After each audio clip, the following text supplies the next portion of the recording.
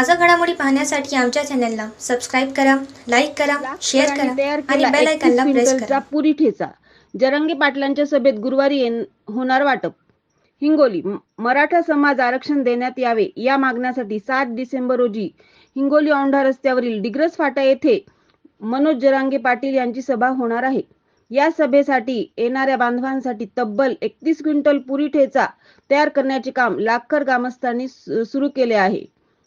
औंढा नागनाथ तालुक्यातील लाख येथील सर्व जाती धर्माच्या ग्रामस्थांनी एकत्र येऊन जरांगे पाटील यांच्या सभेसाठी 31 क्विंटलचा पुरी ठेचा वाटपाचा निर्णय घेतला होता.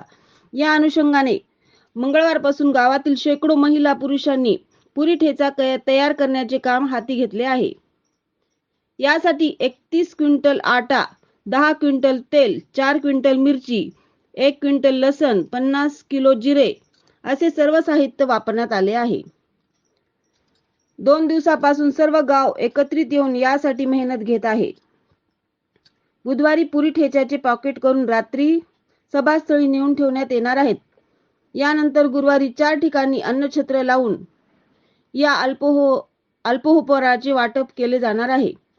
लाखकरांनी दाखविलेल्या एकजुटीमुळे संपूर्ण अन्नछत्राचा कार्यक्रम पार पडत असून सभास्थळी एकूण 300 क्विंटल अन्नछत्र ठेवण्यात आले आहे.